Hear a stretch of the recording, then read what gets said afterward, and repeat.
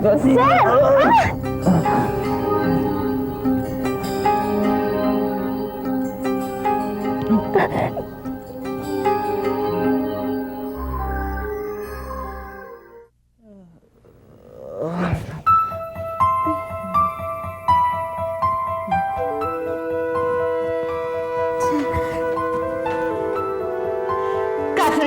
Nay?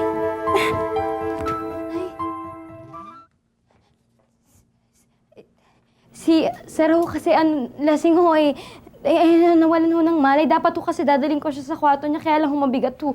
Mabigat Sige na. siya. Tulog ka na. Ako nang bahala kay Sir Charles. Opo, Nay.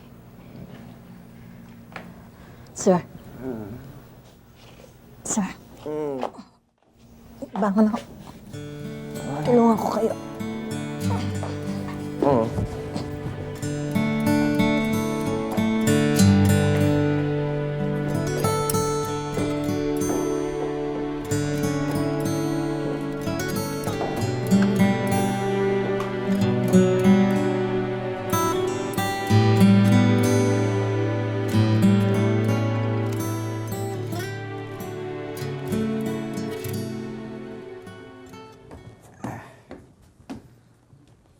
Ito na, kuya, oh.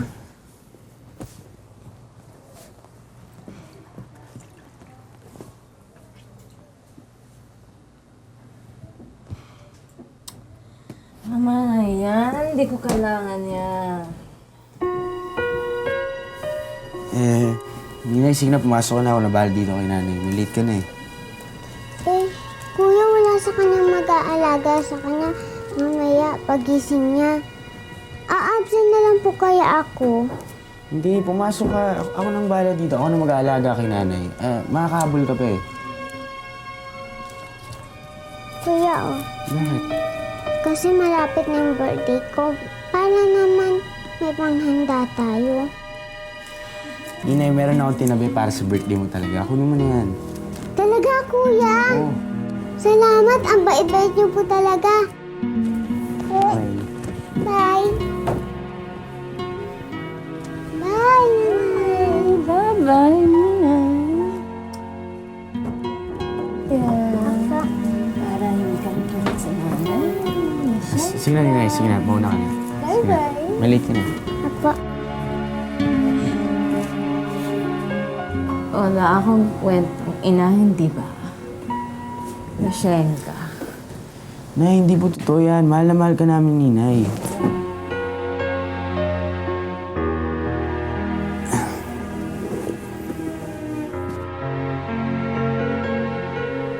Sana lang po.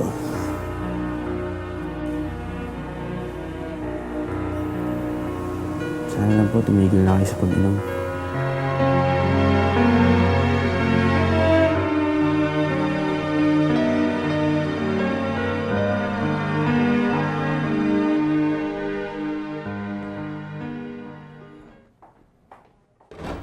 Nay.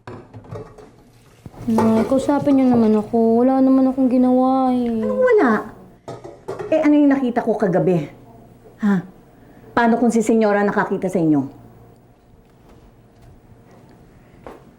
Tapatin mo nga ako, bata ka.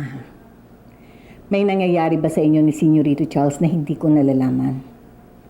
Magsabi ka ng totoo. Kung hindi, ako mismo magungudgud ito sa iyo.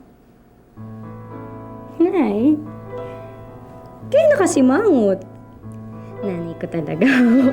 May makakalusot ba sa inyo, Nay? Ay, wala ho talagang nangyayari sa amin ni Senyorito Charles. Tinulungan ko lang talaga siya. Nay, maniwala naman kayo. Ewan ko sa'yo. Uy, si Nanay, ngingiti na yan. Nay, Nay, Nay. Alika na, no? Uy! Hi, Chepoy! Ba't ang aga-aga mo naman? Binibisita mo ba ako?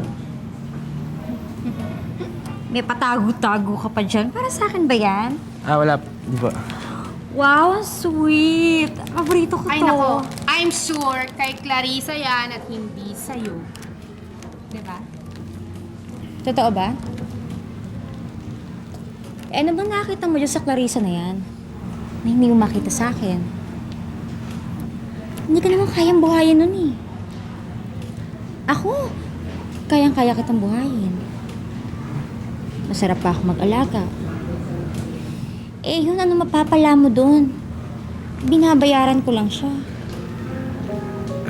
Pwede na po ako dumaan kasi may iniwan akong libro sa bar.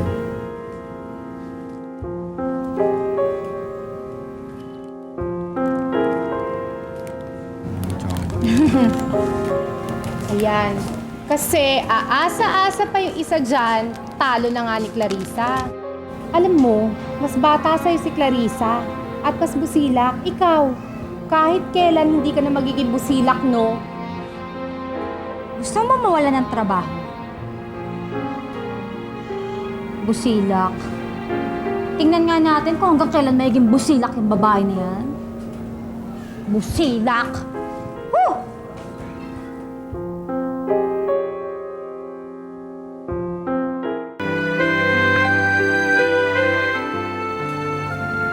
Hi, Jeff! Larissa.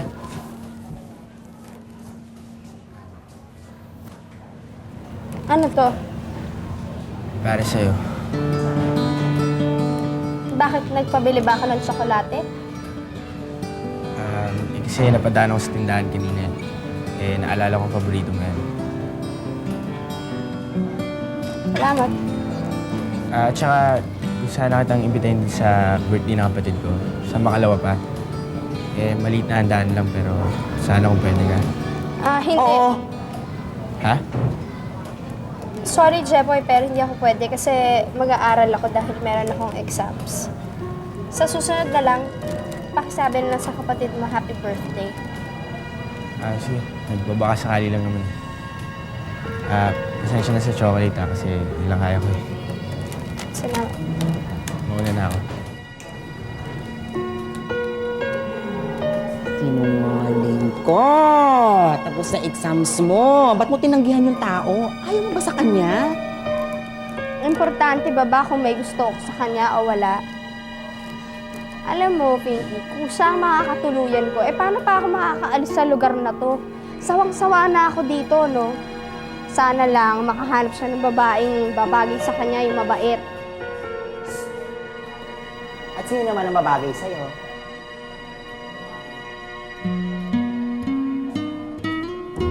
Ito, asal beauty ko nito eh.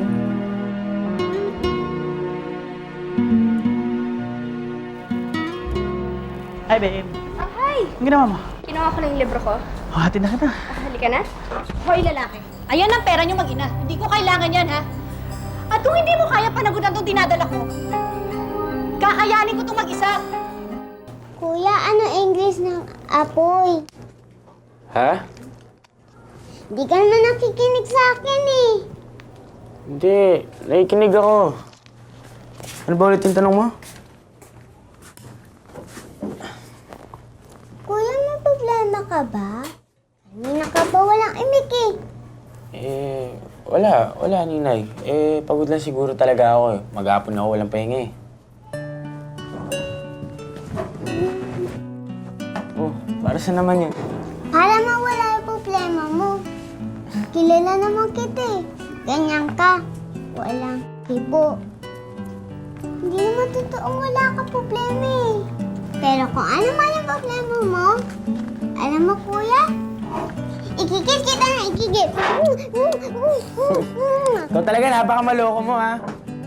Ano ba ulit yung tinatanong mo? Tapusin na natin to.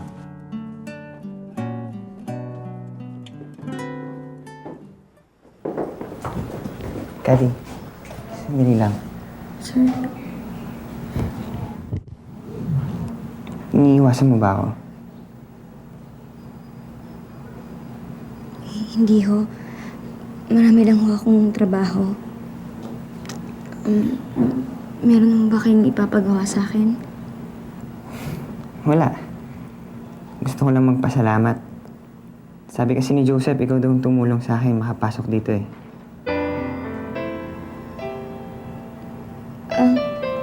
Wala ho yun. Ano ba talaga nangyari?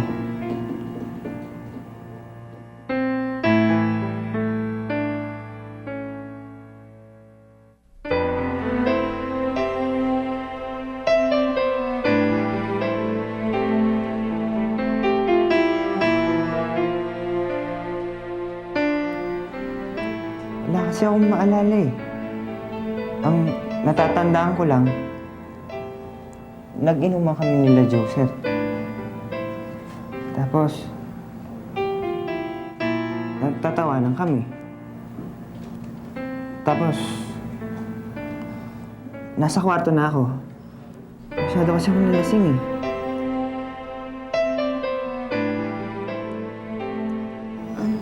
Sige ho, marami pa akong tatapusin sa kusina.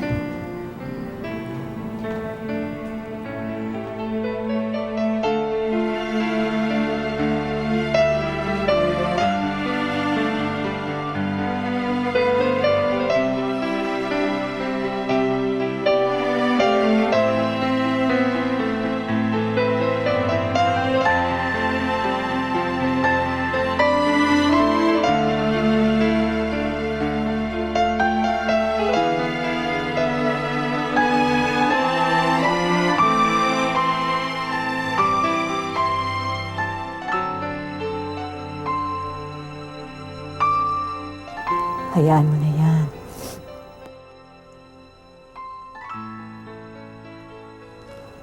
Anak, talagang sa buhay, may mga bagay na hindi para sa atin. Siguro kasi hindi ito bagay sa atin. O kaya naman, hindi ito makakabuti para sa atin. Ang mahalaga, dapat ay alam mo kung saan ang lugar mo.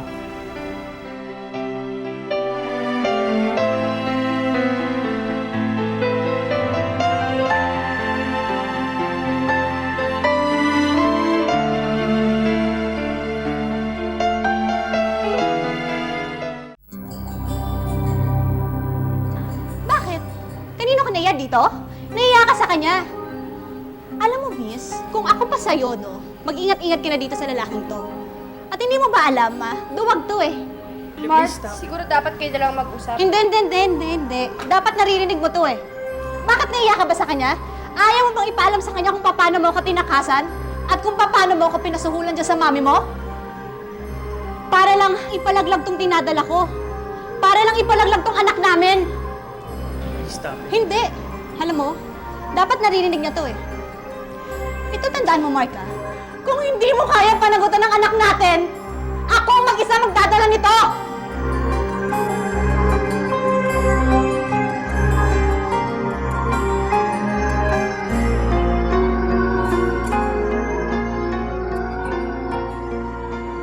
Ay nako ha, biruin mo yun. Nakabuntis na pala yung Mark na yun. Nakala ko pa naman kung sino siyang maginoo. Yung pala, ay naku, buti na lang, hindi pa ako nakukulog sa kanya, no? Anong hindi? Eh bakit tinambihan mo yung imbitasyon ni Jepoy ha? Kung wala kang gusto sa mayamang yon. Alam mo sir, kung ako ang tatanungin ha, doon na lang ako sa taong walang-wala pero maayos ang ugali. Kasi mayaman ka nga pero walang-wala naman ang ugali, di ba? Di ba sir? Oo Di ba? na, Lola Pinky. Pero alam mo pwede ba, rinding-rinding na ang tenga ko. Puro ka na lang Jepoy. Jepoy, si Jepoy. Jepoy? Si Clarissa may sasabihin sa'yo.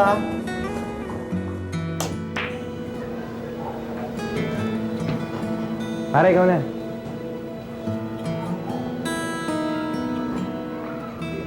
Hoy, pare! Ikaw na! Ha? Ikaw na! Sorry.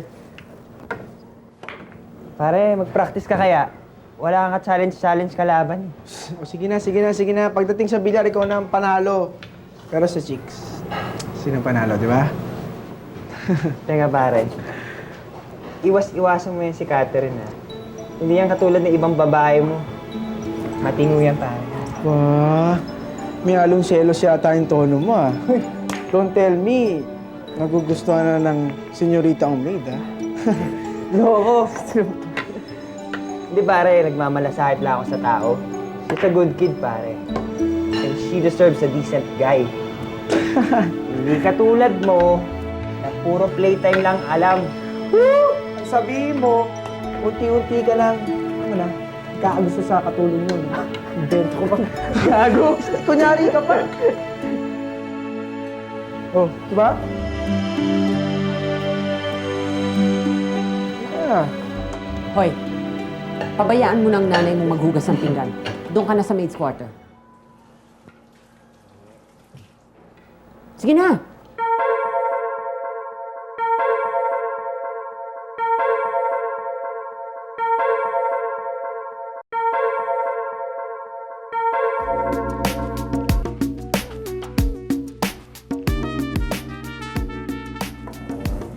Ano sasabihin mo? Sa makalawa, Sa birthday ng kapatid ko? gusto ko sanang tanongin kung imbitado pa ako. Oo naman.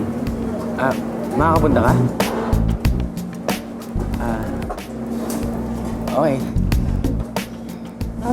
3 beers sa number 10.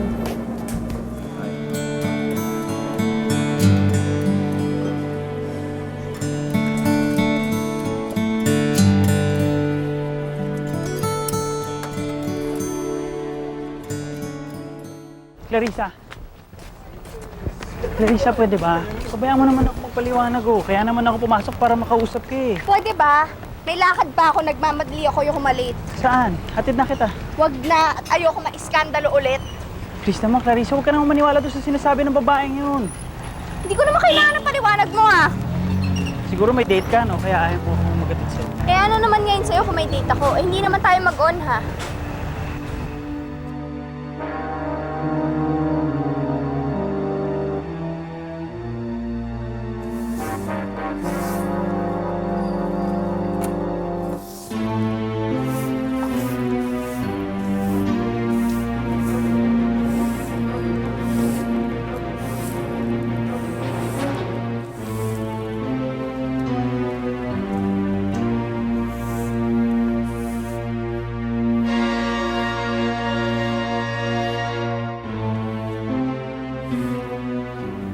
Hoy, Catherine.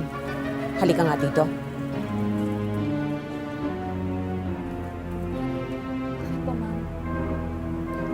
Hindi na ako magpapaligoy-ligoy pa. Gusto kitang kausapin tungkol sa anak ko. Tungkol po kay Senorito Charles. Gusto kong gawin mo ang pagagawa ko sa'yo. Layuan mo ang anak ko.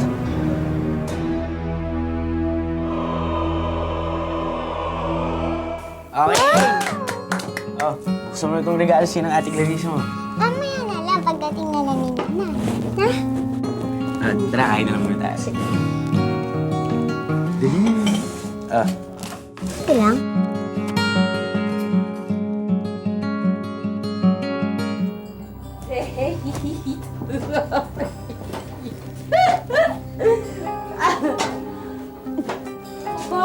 Bakit hindi niya ako yun?